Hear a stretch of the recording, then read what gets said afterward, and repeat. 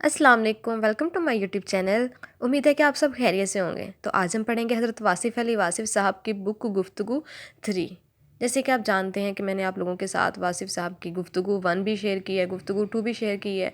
गुफ्तगू 2 मैंने आप लोगों के साथ मुकम्मल बुक शेयर नहीं की। मुझे उनमें से जो टॉपिक्स लगे कि आप लोगों के साथ शेयर करने चाहिए मुझे, वो मैंने अपलोड किए हैं। और इसी तरह गुफ्तगू 3 में से भी मैं आप लोगों को सेलेक्टिव टॉपिक्स आप लोगों के साथ शेयर कर रही हूँ। अगर आप लोग मज़ीद सुनना चाहते हैं कोई टॉपिक या किसी दूसरे राइटर की बुक सुनना चाहते हैं तो आप लोग मुझे कमेंट सेक्शन में लाजमी बताइएगा। और इसके अलावा आप मेरे इंस्टाग्राम पे मुझसे कांटेक्ट कर सकते हैं, जिसका लिंक मैंने अपने चैनल पे दिया है। और साथ ही मेरे यूट्यूब चैनल को सब्सक्राइब कर लें ताकि जब भी मैं कोई वीडियो अपलोड करूँ तो फ़ौरन से आप लोगों को नोटिफिकेशन शो हो जाए। जैसे कि आप सब जानते हैं कि हज़रत वासिफ़ अली वासिफ़ साहब एक बहुत अच्छे राइटर थे। इनकी बुक से हमें बहुत कुछ सीखने को मिलता है, बहुत इल्म हासिल होता है, शऊर मिलता है हमें, और बहुत सी ऐसी चीज़ों का पता चलता है कि जिनके बारे में हमने कभी सोचने की ज़हमत ही महसूस नहीं की। और मेरे ख़्याल से उन सब चीज़ों का हमें मालूम होना चाहिए था। और बहुत से सवालात ऐसे भी हैं कि जो हम किसी दूसरे से पूछें तो वो हमें प्रॉपर उस तरह से गाइड नहीं कर पाते, जिस तरह के हज़रत वासिफ़ अली वासिफ़ साहब ने अपनी ये जो बुक गुफ्तगू है, क्योंकि ये हज़रत वासिफ़ अली वासिफ़ साहब की अपनी गुफ्तगू है जिसको एक बुक की शक्ल दी गई है। जो लोगों ने उनसे सवालात पूछे हैं उनको बहुत अच्छे तरीके से हज़रत वासिफ़ अली वासिफ़ साहब ने गाइड किया है। तो आज की वीडियो में हमारा सवाल ये है कि मरने के बाद अज़ाब इंसान की रूह पे नाज़िल होता है या कि उसके जिस्म पे। तो हज़रत वासिफ़ अली वासिफ़ साहब से किसी ने सवाल किया है, कोई शख्स मर जाए तो इसके लिए दुआ की जाती है कि अल्लाह इसको कब्र के अज़ाब से महफूज रखे। क्या ये अज़ाब इसके जिस्म पर नाज़िल होता है या रूह पर? जवाब, किसी शख्स के कब्र का अज़ाब जो है वो बाद में ज़िंदा आदमी के तसव्वुर में है। जब हम कहते हैं कि वो कब्र के अज़ाब से महफूज हो जाए तो असल में हम भी अज़ाब के एहसास से आज़ाद हो जाते हैं। कब्र का अज़ाब इसके साथ जो हुआ सो हुआ, ये तो ज़िंदा आदमी के साथ हो रहा है। जो बाद में है, दोज़ख क्या है? मरने के बाद का वाक़या है और बताया कब जा रहा है? ज़िंदगी में। लिहाजा ज़िंदा आदमी के एहसास के अंदर दोज़ख आ गई। अगर कोई गुनाह या गलती करता है ये दोज़ख में जाएगा, तो ज़िंदा आदमी को मौत से पहले बताया जा रहा है कि दोज़ख क्या है, आग क्या होती है। ज़िंदा आदमी को बताया जा रहा है कि कब्र जो है ना, ये टाइट हो जाएगी। हालांकि मुर्दा आदमी को क्या होगा? अल्लाह ताला ने मुर्दा आदमी को टाइट क्या करना है? फिर बताया जा रहा है कि वहाँ अंधेरा होगा। जब आंखें ही नहीं होंगी तो अंधेरा क्या होगा? ये तो तुम्हें बताया जा रहा है। तुम्हारे एहसास पर गालिब किया जा रहा है कि कब्र जो है वो बहुत टाइट करने वाली चीज़। तो अज़ाब इस पर भी होता है जो मुर्दा है और ज़िंदा रहने वालों पर भी होता है। आपका हक है कि आप दुआ किया करो कि इनका अज़ाब टल जाए। आप दुआ किया करो कुरान पाक पढ़ के कि इनको सुकून मिल जाए, और इस तरह तुम्हें कुरान की तौफीक मिल जाती है। दुआ किया करो कि अल्लाह इन पर मेहरबान हो जाए, और इन पर मेहरबानी होगी। इसलिए ये कब्र का अज़ाब जैसे बयान किया गया, ये मुर्दे को होगा। मुर्दा जो है इसको अल्लाह ज़िंदा हालत में कर देता है। सबसे बड़ी बात आप याद रखो कि ज़िंदा आदमी को बताया जा रहा है मुर्दे का अज़ाब। मुर्दे से बात नहीं हुई है, ये आप लोगों को बताया जा रहा है कि मुर्दे पर अज़ाब होता है, ताकि ज़िंदा आदमी ये समझ ले कि जाने वाला इतना दूर भी नहीं चला गया और वो तुम्हारे एहसास में मौजूद है। इसलिए आप इसका ख्याल करो, आप इसका ध्यान करो और भूल ना जाओ। जाने वाले ने कभी ये नहीं बताया कि मैं अज़ाब में हूँ। जो भी खबर लेने के लिए गया है अभी तक वापस नहीं आया है। कोई बताने के लिए आएगा तो फिर देखेंगे। फ़िलहाल तो ये है कि जिसके अमाल अच्छे नहीं इस पर अज़ाब है। एक मिसाल मिलती है कि एक दफ़ा हज़ूर पाक सल्लल्लाहु अलैहि वसल्लम कब्रिस्तान तशरीफ़ ले गए। एक कब्र के पास खड़े हो गए, फरमाया ये किसकी कब्र है? सहाबा रज़ी अल्लाह ने अर्ज़ की फ़लाँ की है। आप सल्लल्लाहु अलैहि वसल्लम ने पूछा इसके ख़ानदान से कोई है? सहाबा कराम रज़ी अल्लाह तआला अन्हा ने अर्ज़ किया कि इसकी वालिदा हैं। आप सल्लल्लाहु अलैहि वसल्लम ने फरमाया चलो इसके पास।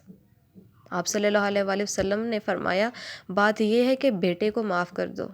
औरत गुस्से में थी। आपने इससे कहा चलो कब्रिस्तान तक, और इसे साथ ले गए और वो मंज़र दिखाया जो इस शख्स के साथ वहाँ कब्र में हो रहा था। वो माँ थी। इसने कहा या अल्लाह मैंने इसे माफ़ कर दिया। ये एक मिसाल मिलती है احساس دلایا گیا کہ ماں کا حق جو ہے جانے والا ساتھ لے جائے تو اس کا جانا آسان نہیں ہے۔ ماں کو بتایا گیا کہ تیری بد دعا جو ہے قبر کو عذاب ہے۔ جانے والے کے لیے قبر کا عذاب کیا ہے؟ ماں کی بد دعا۔ تو یہ زندہ ماں کو بتایا جا رہا ہے کہ تیری بد دعا اس کے لیے عذاب نہ بن جائے، اس لیے تو دعا دے دے۔ قرضہ لینے والا شخص جس نے قرضہ دیا ہو، اسے بتایا جا رہا ہے کہ تو اسے قرضہ معاف کر دے، نہیں تو اس کے لیے عذاب بن جائے گا، اور اگر اس کا کوئی وارث دے دے تو اسے فوراً معافی دے دی جائے۔ اس لیے اگر جانے والے حق لے کر چلے گئے تو حق معاف کرا لیا کرے، پھر آسانی ہو جاتی ہے۔ تو جانے والے کے لیے انتظام کرو کہ دینے والے کو معاف، لینے والے کو معاف، بزرگوں سے معافی اور بچوں سے پیار، یعنی کہ بالکل آزاد ہو کر جاؤ۔ اس لیے بہتر یہ ہے کہ اپنے آپ کو ہر وقت ہی آزاد رکھو۔ قرضہ خاص طور پر جو ہے یہ مرنے والے کے لیے سخت تکلیف دہ شے ہے، اور ماں کی بد دعا میں مرنا، دل آزردہ کرنا، اور خاص طور پر کوئی ایسی قباحتیں کرنا جسے آپ شرعی احکام کے خلاف کہتے ہو۔ اس لیے بتایا یہ جا رہا ہے کہ آپ توبہ کرتے رہا کرو، تاکہ موت آئے تو گناہ میں نہ آئے بلکہ حالت توبہ میں آئے۔ اللہ تعالیٰ آپ کو معاف رکھے، توبہ کے بغیر موت نہ آ جائے، گناہ کی حالت میں موت نہ آنے دیا کرو۔ اس لیے فوری طور پر توبہ، ہر وقت توبہ کیا کرو۔ اللہ تعالیٰ مہربانی کرتا ہے، کلمہ پڑھنے والے کے لیے خیریت ہے۔ بس اگر انسانوں کے لین دین صاف ہو جائیں تو قبر کا عذاب نہیں ہوتا۔ یہ آپ کو کسی مولوی نے بتایا ہوگا کہ موت کا منظر، مرنے کے بعد کیا کیا ہوتا ہے۔ مومن کے لیے کچھ بھی نہیں ہوتا، بلکہ سارا اللہ کا رحم ہی ہوتا ہے۔ اگر کسی شخص کی اولاد میں سے کوئی ایک آدمی دعا مانگنے والا ہو کہ میرے والدین پر رحم کر دیں تو ان پر رحم ہو جاتا ہے۔ اس مرنے والے آدمی کے اپنے خاندان میں سے اگر کوئی پرانا بزرگ یہ کہے کہ میری اولادوں پر رحم کر دیں تو سمجھو رحم ہو گیا۔ امت کے لیے دعا کرنے والے ہزارہ فقیر بیٹھے ہوئے کہہ رہے ہیں کہ امت پر رحم کر دیں تو سمجھو رحم ہو گیا۔ مولوی جو بتاتا ہے کہ یہ قبر کا عذاب ہے، قبر کا عذاب اس نے دیکھا نہیں ہے، تو قبر کا عذاب بیان کرنے والا قبر کا عذاب غلط بیان کر رہا ہے۔ زندہ آدمی آپ کو بتا رہا ہے کہ دھیان کرو قبر میں عذاب ہوگا، لیکن یہ کسی نے نہیں کہا کہ فلاں قبر میں عذاب ہے۔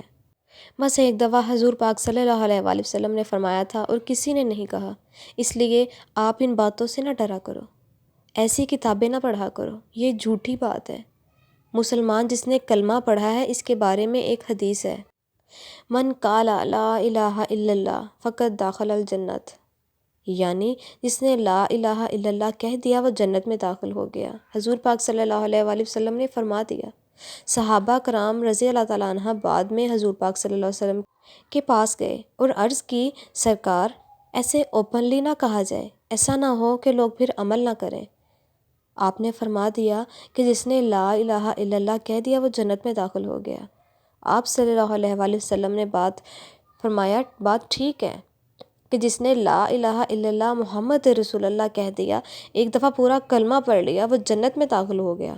باقی رہ گیا دین کا نظام شریعت، اجتماع کا واقعہ، سوسائٹی، سماج، معاشرہ، حکومت، یہ سارا کام کرنا ہے اور کرنا چاہیے۔ اس کا نام شریعت ہے۔ اور ایمان کیا ہے؟ لا الہ الا اللہ محمد رسول اللہ۔ ایمان کیا ہے؟ اللہ ایک ہے اور رسول اللہ صلی اللہ علیہ وآلہ وسلم اللہ کے رسول ہیں۔ اگر اس بات پر پورا ایمان آ جائے تو بندہ مسلمان ہو گیا۔ جیسا کہ میں نے پہلے بتایا ہے کہ جب کوئی آدمی مسلمان ہونا چاہتا تو حضور پاک صلی اللہ علیہ وآلہ وسلم کے پاس حاضر ہوتا، یا رسول اللہ صلی اللہ علیہ وآلہ وسلم میں مسلمان ہونا چاہتا ہوں۔ آپ فرماتے چلو پڑھو کلمہ، بسم اللہ الرحمن الرحیم، لا الہ الا اللہ محمد رسول اللہ صلی اللہ علیہ وآلہ وسلم۔ اگر تھوڑی دیر بعد وہ بندہ مر گیا تو کدھر چلا گیا؟ وہ جنت میں چلا گیا۔ کلمہ پڑھنے کے بعد اگر کوئی شخص مر گیا وہ مسلمان ہی ہوگا اور جنت میں جائے گا۔ یہ آپ لوگوں اور آپ کے مولوی صاحبان کے درمیان جھگڑا ہے کہ کلمہ پڑھ کے مر جاؤ لیکن وہ جنت میں نہیں جانے دے گا آپ لوگوں کو۔ اصل میں آپ اپنا کلمہ ایک بار ہی پڑھ لو تو پھر آپ کی آخرت ساری خیریت کے ساتھ ہے، یہ نہیں ہو سکتا کہ مسلمانوں کو دوزخ میں ہی بھیجا جائے۔ اگر دوزخ میں بھیج دیا اللہ میاں نے تو کافر کہیں گے چلو اچھا رہا، تم تو ہمیں مسلمان بناتے تھے، تم بھی ادھر آ گئے، ہم پھر اچھے ہیں، عیش کرتے رہے۔ ایسا کوئی واقعہ نہیں ہے۔ مسلمان جنت میں ہی جائے گا، مسلمان ہونا ہی جنت ہے، اور حضور پاک صلی اللہ علیہ وآلہ وسلم پر ایمان لانا ہی جنت ہے۔ جو حضور پاک صلی اللہ علیہ وآلہ وسلم کا دشمن ہے وہی دوزخ میں ہے۔ جن کو حضور پاک سے نسبت ہے ان کے لیے جنت ہے۔ حضور پاک کا نام لینا ویسے بڑی سعادت ہے۔ آپ کے دنیاوی محبوب کے کسی کام کی کوئی تعریف کرے تو آپ مہربان ہو جاتے ہیں، اور اللہ کے محبوب صلی اللہ علیہ وآلہ وسلم کی تعریف کرنے والے پر اللہ مہربان نہیں ہوگا تو اور کیا ہوگا؟ سیدھے سادی بات ہے۔ بس اللہ کے محبوب صلی اللہ علیہ وآلہ وسلم کی تعریف کرو اور تم پر اللہ مہربان ہو جائے گا۔ اللہ اور اس کے فرشتے مل کر حضور پاک صلی اللہ علیہ وآلہ وسلم پر درود بھیجتے ہیں، تو آپ بھی بھیجو، تم بھی اللہ اور اللہ کے فرشتوں کے ساتھ ہو جاؤ اور درود بھیجو۔ جس نے درود بھیجا دوزخ میں جا سکتا ہی نہیں ہے، اور اسے دوزخ میں کوئی بھیج سکتا ہی نہیں ہے۔ یہ کیسے ہو سکتا ہے کہ اللہ تعالیٰ اپنے محبوب صلی اللہ علیہ وآلہ وسلم کے چاہنے والے کو دوزخ میں بھیجے؟ یہ بیان مولوی کا ہے، اور کوئی نہیں ہے جو یہ کہے۔ مولوی صاحب کتابیں لکھنے کے شوق میں تمہیں دوزخ دکھا رہا ہے، اور حقیقت یہ ہے کہ جو شخص حضور پاک صلی اللہ علیہ وآلہ وسلم کا چاہنے والا ہوگا وہ دوزخ میں جا سکتا ہی نہیں، اسے دوزخ میں بھیجا جا سکتا ہی نہیں۔ اس بات کا حوالہ قرآن پاک کا ہے۔ اللہ تعالیٰ نے فرمایا میرے محبوب صلی اللہ علیہ وآلہ وسلم یہ کیسے ہو سکتا ہے کہ میں ان پر عذاب ڈالوں جبکہ ان میں آپ صلی اللہ علیہ وآلہ وسلم ہوں؟ جن میں آپ صلی اللہ علیہ وآلہ وسلم ہوں وہ دوزخ میں نہیں جا سکتے، جن کے دل میں آپ صلی اللہ علیہ وآلہ وسلم ہو وہ دوزخ میں نہیں جا سکتے۔ وَأَنْتَ فِيهِمْ، کیسے ہو سکتا ہے کہ اللہ ان پر عذاب لائے جبکہ آپ صلی اللہ علیہ وآلہ وسلم ان میں ہوں؟ یعنی کہ اللہ تعالیٰ نے یہ کمٹمنٹ فرما دی۔ یہ کیسے ہو سکتا ہے کہ ان لوگوں پر عذاب ہو جن میں آپ صلی اللہ علیہ وآلہ وسلم ہوں؟ یہ تو اللہ تعالیٰ نے آپ کو پیدا ہونے سے پہلے ہی یہ فیصلہ کر دیا کہ آپ کو اس امت میں پیدا کر دیا۔ اس بات کا شکر ادا کرو، مسلمانوں کے ساتھ دھوکہ نہ کیا کرو۔ دوزخ کے ڈر کا آپ کو اب پرابلم نہیں رہے گا، پرابلم زندگی کا ہے کہ یہ زندگی کیسے گزر رہی ہے، یہ تکلیف میں نہ گزرے۔ آخرت کا آپ کو اندیشہ نہیں ہوگا۔ اس آدمی کو آخرت کا اندیشہ ہے جس نے ماں کو ستایا یا باپ کو ستایا۔ اس آدمی کو اندیشہ ہے جس نے پیسہ سود پر اپنے ہاتھ سے دیا، ذاتی پیسہ سود پہ لگا دیا۔ اس آدمی کو اندیشہ ہے جس نے حضور پاک صلی اللہ علیہ وآلہ وسلم کی شان میں تھوڑا سا کمزور فکرہ کہہ دی۔ ان سب کو اندیشہ ہے، باقی اندیشہ کوئی نہیں ہے۔ اس لیے آپ ایک خیال کرو، حضور پاک صلی اللہ علیہ وآلہ وسلم کی شان کے بارے میں بہت احتیاط رکھو، اور ان کے بارے میں بہت محبت کے لفظ رکھو، اور پیسوں کا استعمال جائز ہونا چاہیے، اور ماں باپ کی قدر، حفاظت اور خدمت ہو، پھر عذاب نہیں ہے۔ قبر کا عذاب مسلمانوں کے لیے ہے ہی نہیں۔ مومن کلمہ پڑھ تھک گئے ہیں اور یہ قبر کا عذاب لیے بیٹھے ہیں۔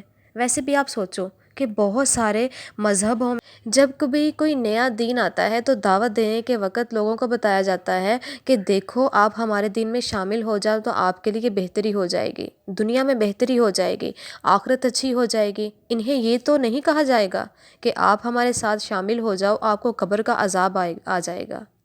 یہ تو بعد میں آ کے اس کی ذرا وضاحت کی گئی۔ سارے قرآن پاک کو آپ پڑھ ڈالو، کسی مسلمان کے لیے کہیں عذاب نہیں لکھا ہوا ہے، کسی مسلمان کے لیے قرآن پاک میں عذاب کا ذکر نہیں ہے۔ عذاب کس کے لیے؟ کافروں کے لیے، منافقوں کے لیے۔ منافق وہ جو مسلمان نام رکھتے ہیں اور کام کافروں والا کرتا ہے۔ کسی مسلمان کے لیے کوئی عذاب نہیں ہے۔ مسلمانوں کے لیے یہ فرمایا گیا کہ ان کو بشارت دے دو، ان کو ایسی جنت کی بشارت دے دو جس کے نیچے نہریں بہتی ہیں، ان کو ہمیشہ خوشحالی کی بشارت دے دو۔ مسلمانوں پر کمپیریٹیولی اللہ تعالیٰ نے بڑی مہربانی فرما دی ہے۔ آپ نے ضرور عذاب لینا ہے، کوشش کر کے دیکھ لو، پھر بھی آپ کو عذاب نہیں ملے گا، آپ کو عذاب نہیں آئے گا۔ اس امت پر بھی عذاب نہیں آئے گا۔ بادشاہ ہزار غلطیاں کرے، رعایا ہزار غلطی کرے، سیاستدان ہزار غلطی کریں، پھر بھی عذاب نہیں آئے گا۔ اس امت کے لیے مہربانی ہے، اس کو تکلیف آتی ہے، عذاب نہیں۔ عذاب سے پہلے ہی امتیں مسخ ہو گئیں، چہرے خراب ہو گئے، وہ عذاب تھے۔ آپ کو وارننگ آتی ہے اطلاع کے لیے کہ خدا کے لیے ہوش کرو، انسان بنو۔ امید ہے کہ آپ لوگوں کو آج کی ویڈیو سے کافی نالج ملا ہوگا اور آپ لوگوں کے ذہنوں میں جو سوال تھا وہ بھی کلیئر ہو چکا ہوگا۔ مزید ویڈیوز سننے کے لیے میرے یوٹیوب چینل کو سبسکرائب کریں، اپنی دعاؤں میں یاد رکھیں، اپنا ڈھیر سارا خیال رکھیں۔ اللہ حافظ۔